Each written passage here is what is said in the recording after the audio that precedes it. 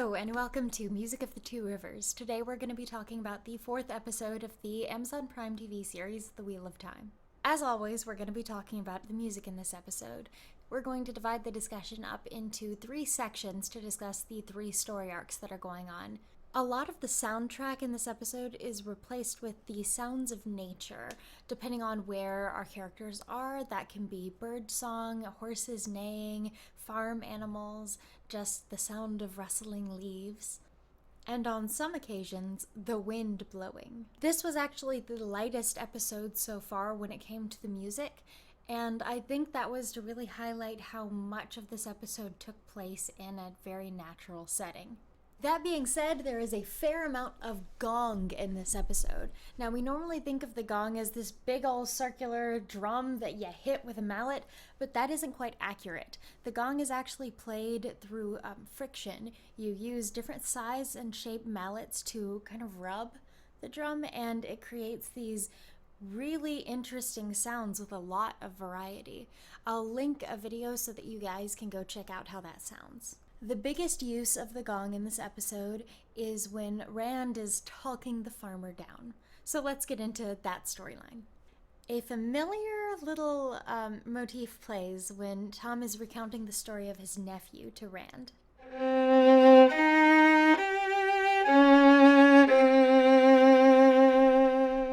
I think this motif represents the madness, the taint on the male half of the One Power, as it is the same theme that plays in the beginning when Logain is introduced.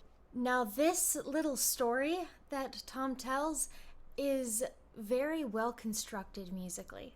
For example, when Thom mentions the Aes Sedai, there's a brief interruption of female voices. When Thom says they just slip away, the music stops. It resumes when he says he picked up a steak knife, resuming that tension as you know what is about to happen. I don't really have too much of a comment on this little bit, except that it's constructed very well, and the music really adds to the story rather than drawing away from it. A lot of the music in this episode is very ambient, and this comes into play during Rand's dream.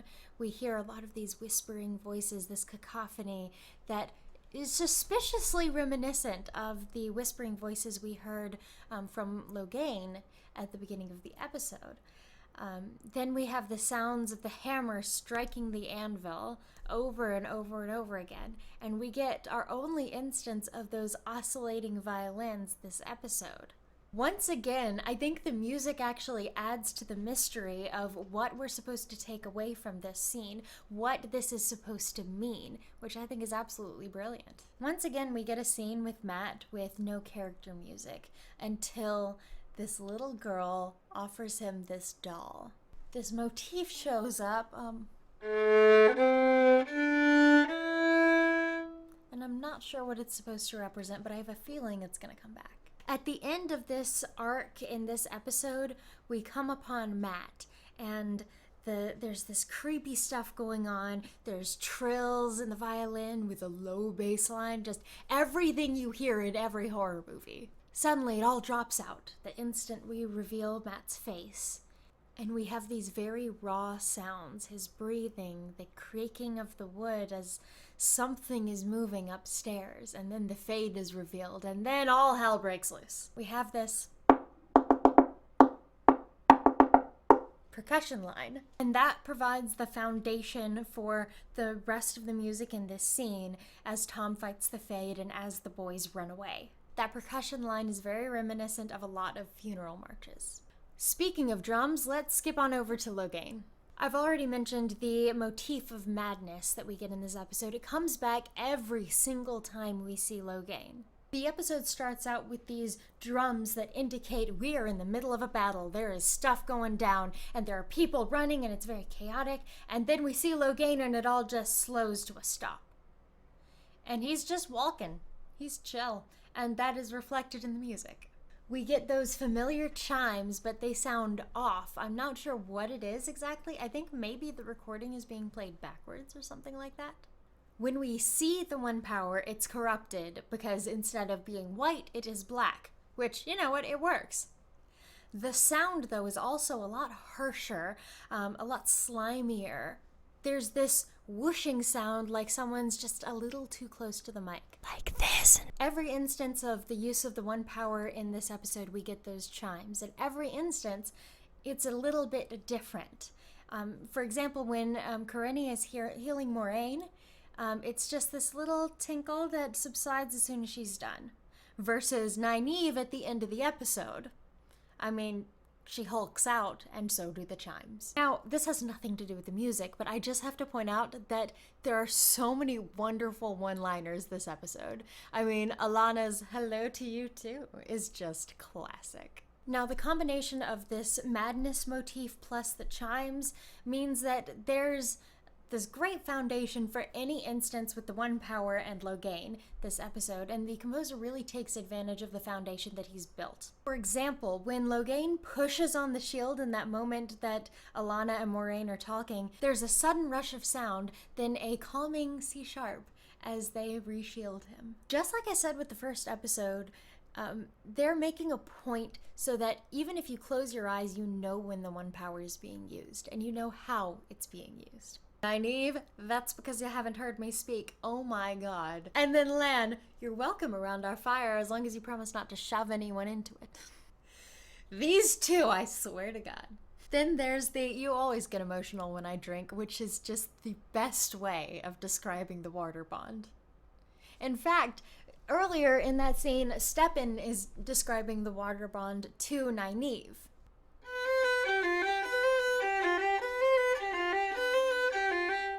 This plays over and over and over again as other instruments play on top.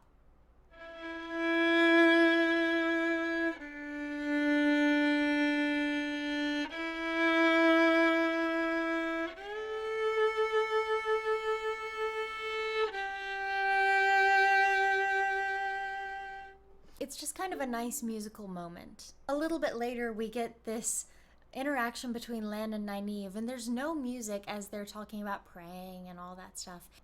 The music only starts when Lan tells Nynaeve the translation of the last words that her parents said to her, which is one of the most romantic things. And of course, the music starts playing with this soft, romantic, beautiful line on strings. It wouldn't be out of place in a piece like The Lord of the Rings. I kind of want to transcribe it. We'll see if they release the score first. Then this lovely, lovely line is interrupted by a drone on C, which, as we discussed in this first video, is the tone that sounds gay and warlike, according to that dude. So that begins to sound as Lan and Karenni realize something is wrong. Lan because of a spidey sense, Karenni because of her wards. Another great one-liner, a lapdog with two legs, just... Anyhow, we get back into battle, and just like this episode began with a battle, it ends with a battle effectively. And the C is coming back over and over and over again. So I think what the composer is trying to do is he's trying to give us a key that feels like war. I mean, it makes sense. He's establishing motifs for certain common themes that will show up time and time again in the series, where he's using other forms too to establish tone. If we as the audience begin to associate the key of C with battle, then he can foreshadow what's about to happen by just doing a key change, and that's pretty brilliant.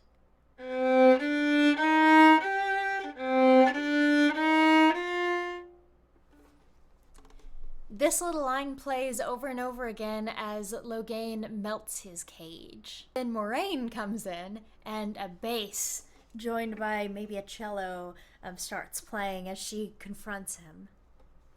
On the contrary, Logain's argument is accompanied by violins. Now, they go back and forth, and the instruments reflect that.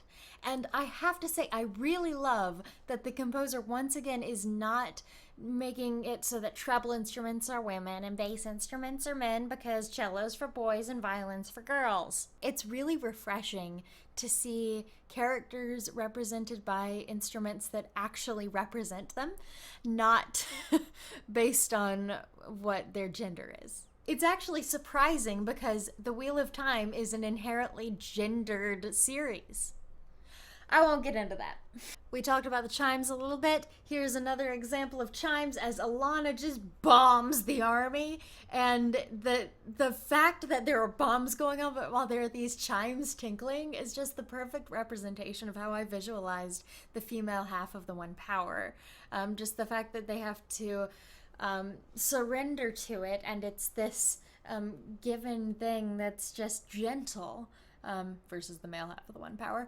This beautiful string melody is going on while Alana is, again, bombing the army. It's one of my favorite moments in the episode, just boom, boom, boom.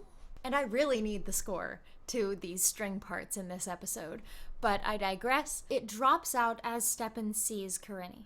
We all know what happens next. The next bit that I absolutely love, obviously, is when Nynaeve looks around at the fallen Aes Sedai and warders, and this bass line starts, and it just starts growing, and these chimes start happening, and they're so loud, louder than anything we've heard in the series so far. The chimes ring and reverberate, and this choral line enters just like gloriously as Nynaeve heals the whole room. Then as soon as that's over, Liandrin stands up and pairs with 9 other women to gentle Logain, and the chimes are going, but they aren't nearly as loud as Nynaeve by herself was. As Logain is gentled, we hear the reverberations of all of these sounds that were happening, and we can feel it being pulled away, being sucked away from us. The choral music resumes, and we focus in on Nynaeve's face.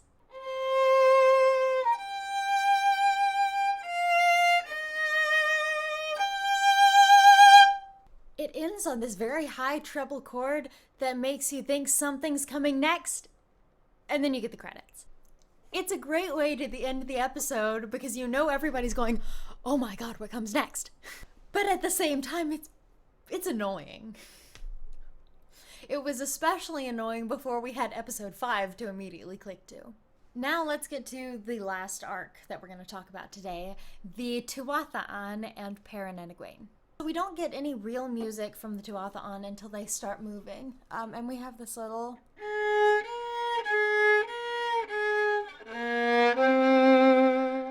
And it sounds like it's maybe on the viola because the timbre is a bit lower than the violin. And there's this twangy, fun country thing going on what sounds like maybe a banjo that makes me think, alright, so this is just some fun folksy stuff. Now our only instance of actual music in this episode is a big old drum circle. A variety of percussion instruments are playing this groovy rhythm and everybody's dancing and having a good time. This reminds me so much of just a regular old drum circle. A couple of months ago, in the midst of the pandemic, I went with my boyfriend to Asheville, North Carolina. There was a drum circle there in the middle of the town with literally hundreds of people, standing around or dancing or making music. And even though we all had our masks on and we were all absolutely miserable, there was this little pocket of happiness in downtown Asheville. So as a musician, I obviously love the idea of the song in the books. It reminds me a lot of the Devil's Sonata that we hear about in Hunter x Hunter, but in the opposite light, in that it's a really famous song that is especially known among this one little community, musicians in Hunter x Hunter, and the Tuatha'an in The Wheel of Time, but it's supposed to have world-changing capabilities, this song, which seems silly until you see the effects it can have. The Tuatha'an believe that this song will bring about peace among people, and Egwene, being Egwene, asks, are you sure you haven't already found it? Aram looks around, and we hear this little motif going on.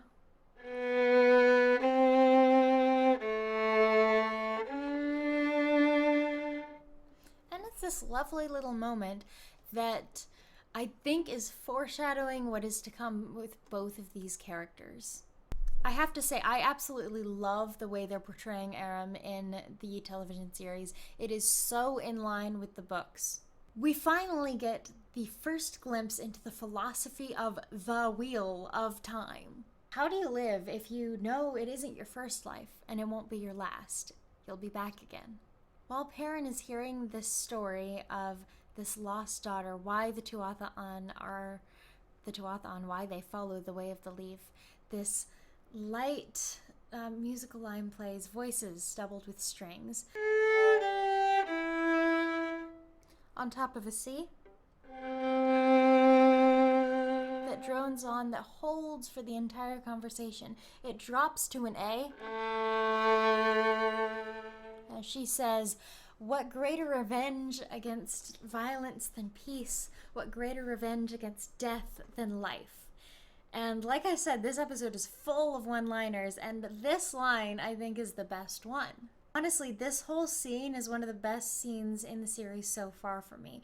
The music is not why. It is all about the actual elements of the scene. The fact that the music is the way it is adds to the emotion of the scene and really helps you feel what she's feeling and what Perrin is feeling in this moment as they discuss the way of their world, the way of the leaf. This video is significantly shorter than all of the others I've done because this episode did not have nearly as much music as the other episodes we've talked about. So yay, thank you for getting to the end of this video. My overall impression of the music in this episode is that Lauren is setting up dominoes and then knocking them down and having fun with it. I suggest to all of you listeners, regardless of whether or not you have a musical education, to really pay some mind to the things you hear just as much as the things you see. Remember, there's a reason why Robert Jordan put so much emphasis on this song for these people. There's a reason why one of the main characters is Thom. There's a reason why music comes back time and time again with the main characters, with side characters. We get more musicians later on in the series. It's because music matters, and even when it's used sporadically and it's not the focus, it can do so much. I'm gonna put a little plug in here for my friend Kana, who has just started his own channel. He recently did a video where he reviewed why you should go ahead and read The Wheel of Time, so I recommend going ahead and checking that video out if you've got a spare couple of minutes. And as always, you should go check out the other videos I've made too. If you liked this video, please like this video, and don't forget to subscribe so you can see more content in the future. That's all, folks. Goodbye, y'all.